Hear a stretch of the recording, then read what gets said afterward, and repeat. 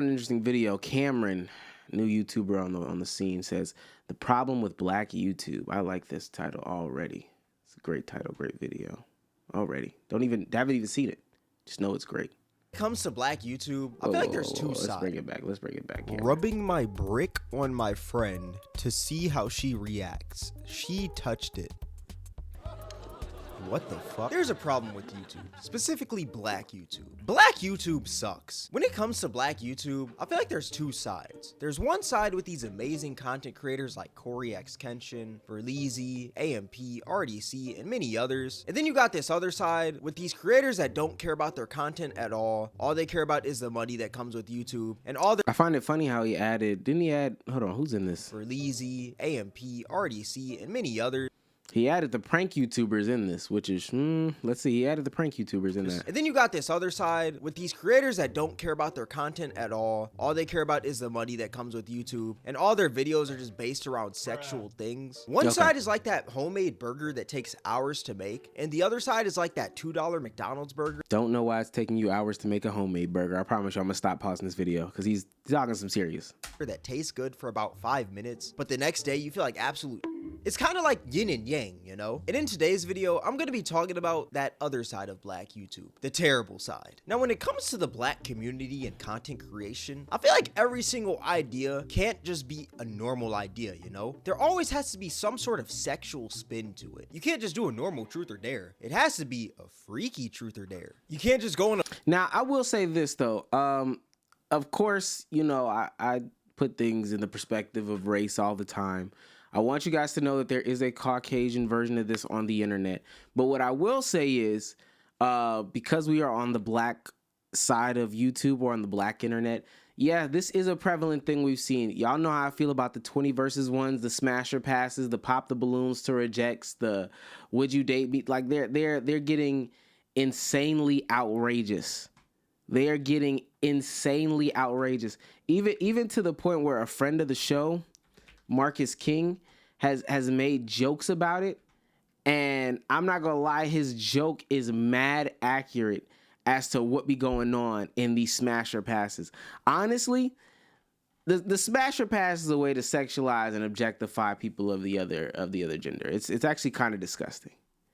It is kind of disgusting when you really get down to the brass tacks. And I understand what he's saying because all this stuff lacks creativity.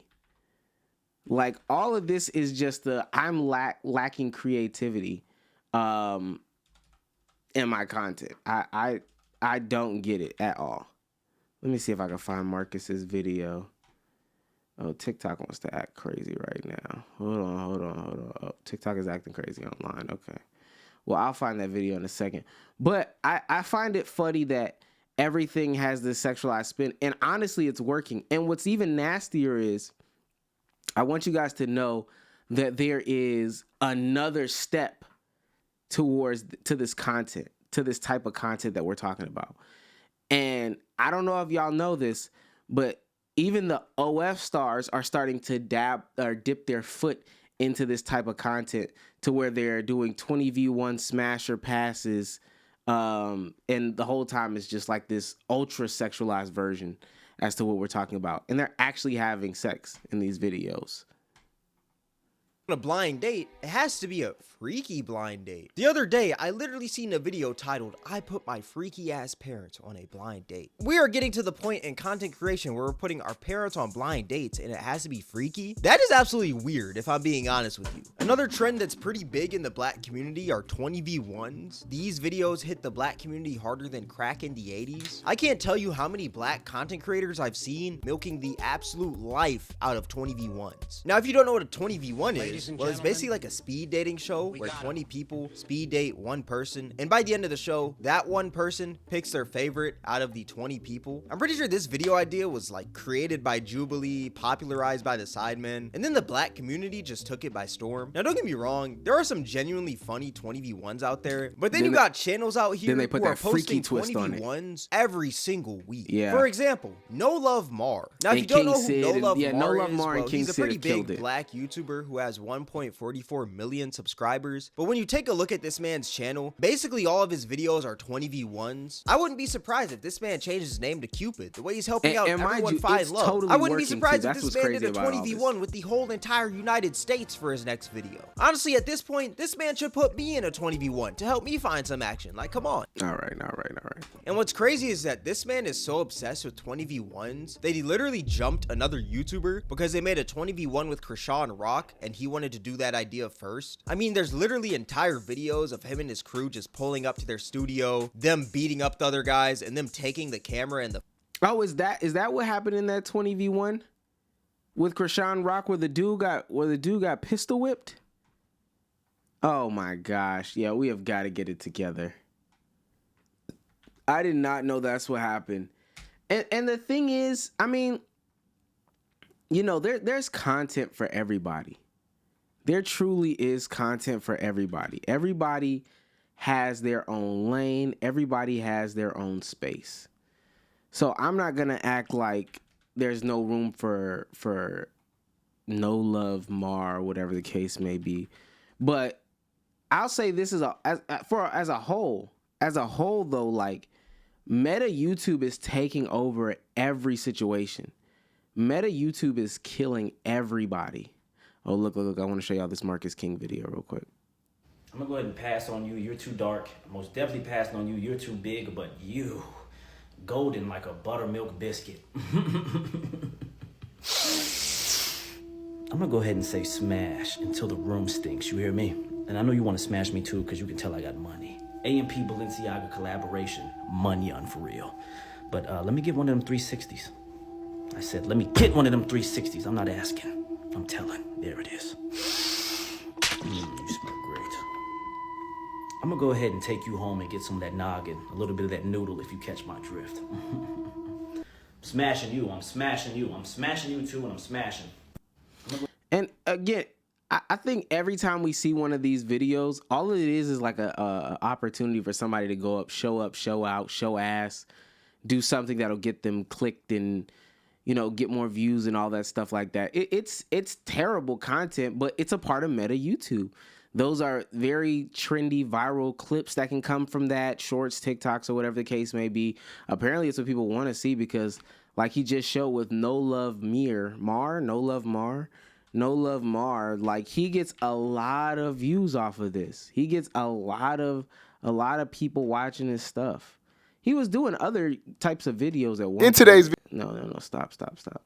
Look at this. This is what his whole channel has become. And somehow, I don't know how he's gotten access to this, but he does it. And they'll invite people out and they'll do a whole day of it and it'll be on different people's channels. This one with Corey SSG, I can guarantee you if we go on Corey SSG's channel, he has a bunch of those too. He has a bunch of the same exact videos on his channel as well. And this is like, oh God, this is disgusting work. Let's go to Corey SSG. Corey, I don't think it's on this channel in particular. Smasher Pass, but face to face. I know he's got another channel that's like this, but this is what Black YouTube has become. This is what Black YouTube has become. Let's go back to the video, man. The footage so it doesn't get uploaded to YouTube. Number one, what happened to Shane? Hello? Who genuinely wants to speed date the snaggletooth demon Krishan Rock? That woman is literally the embodiment of a Neanderthal. And number two, why are you out here jumping other YouTubers because they're about to upload an idea before you? Just be more creative and make something other than 20v1s. And maybe you wouldn't have to resort to jumping people because they make the same style of content as you. Imagine if Moist Critical got to a topic before me and I fought him because of that. Isn't that the stupidest thing ever? Like, it just doesn't make sense at all. And what's even worse is that before every 20v1 that this man does, he promotes this scam where apparently you're supposed to get $750 Cash App from clicking the link in the description, but you don't. It just takes you to one of those sites where they have you fill out all of those tedious surveys and you get nothing from them. I mean, there's literally entire videos on YouTube exposing these scams. He gets the money because he gets paid from people clicking the link, but you as a viewer, you get nothing because, I mean, why would Cash App just give you $750? They would be broke if they just decide to do that. It just shows how greedy of a YouTuber YouTuber this man is, but I'm pretty sure that was already pretty evident. We also have this other YouTuber right here named Real X Sean, and basically a bunch of his videos are just 20v1s. I mean, nothing really else. But this man also, he spams that link in the description with that $750 cash app. And that's how they really pay for these videos too.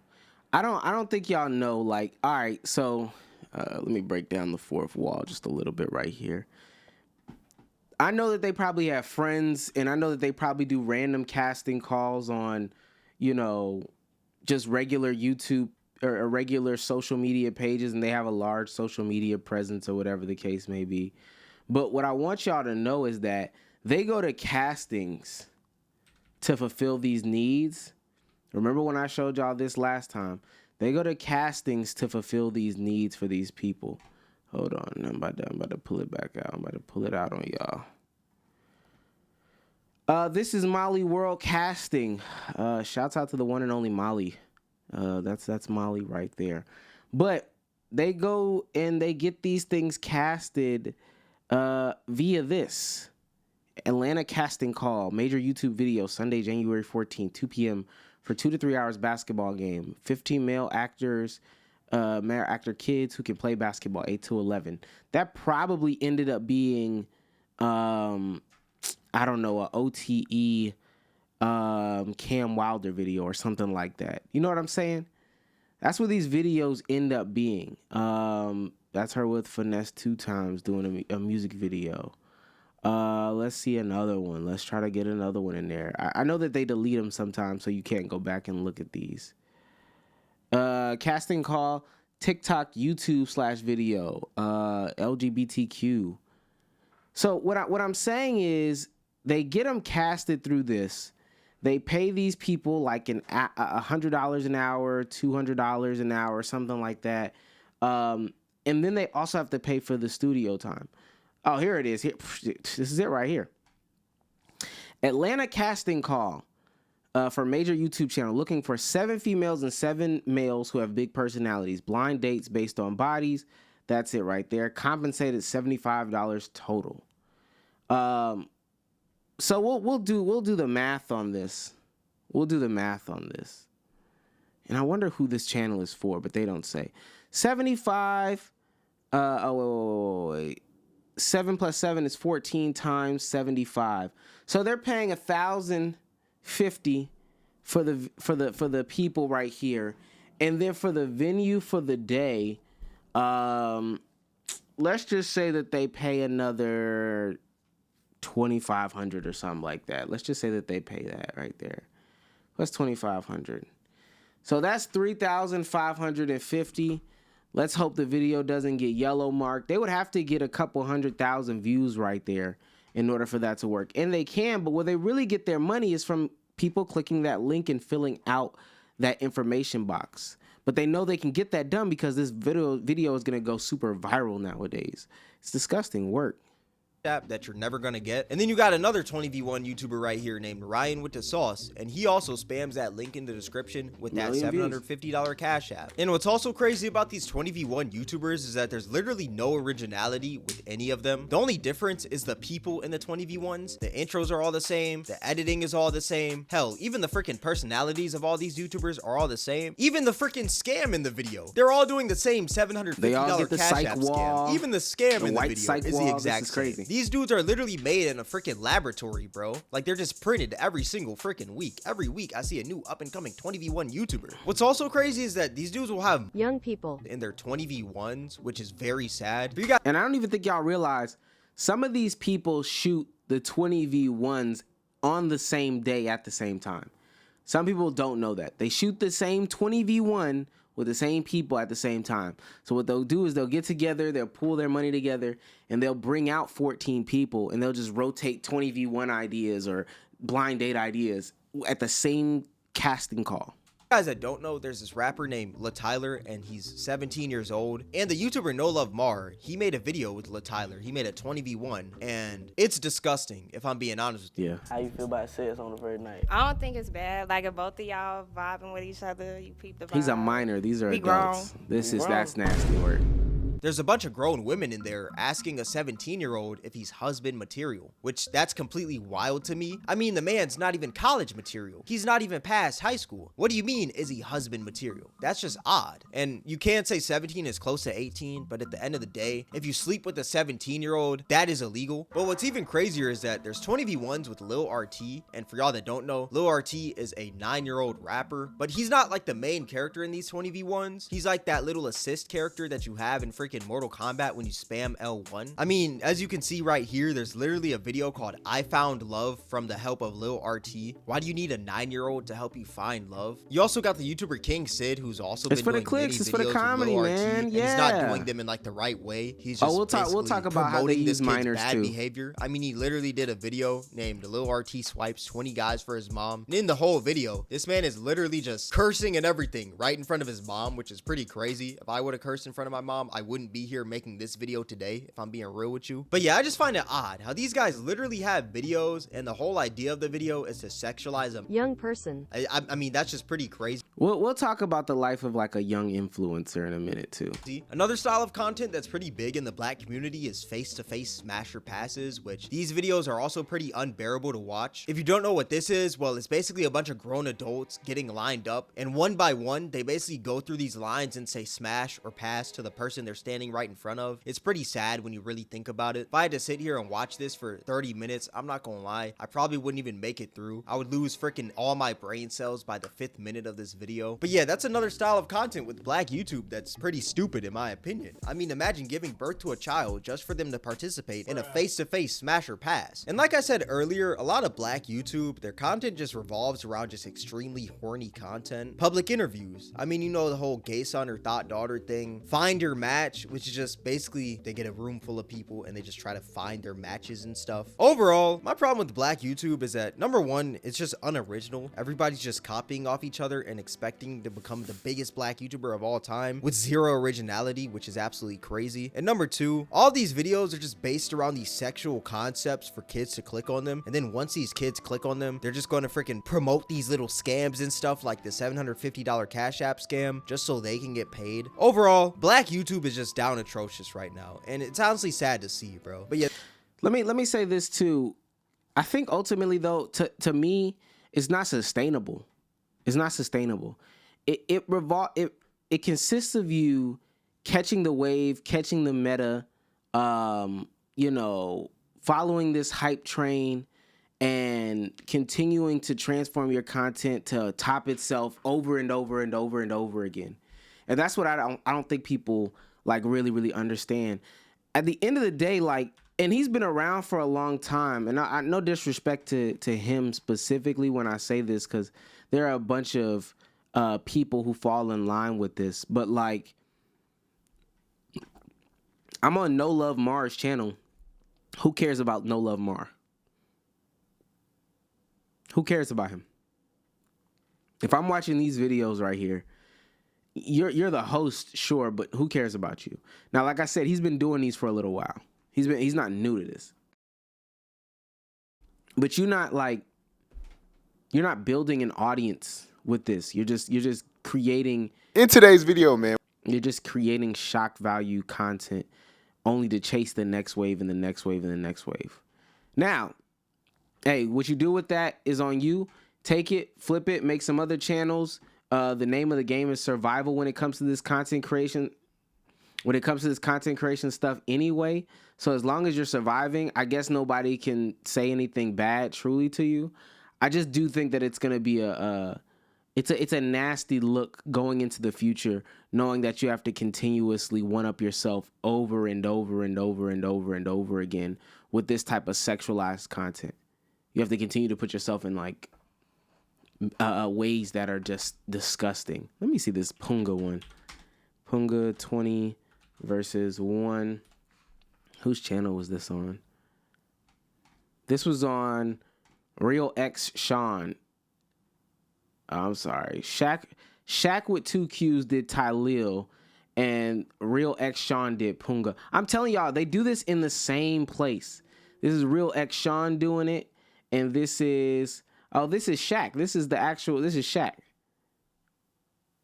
But when you do stuff like this, you just never build your own You never build your own brand. You never build your own platform. People don't care about you. They care about this shock value content that you can come up with. And then you just have to continue to be freakier and freakier. And mind you, I guess it's cool when you're like 15. And no dick suck. Could you imagine Duke Dennis doing 20 V1s on his channel? That would be disgusting.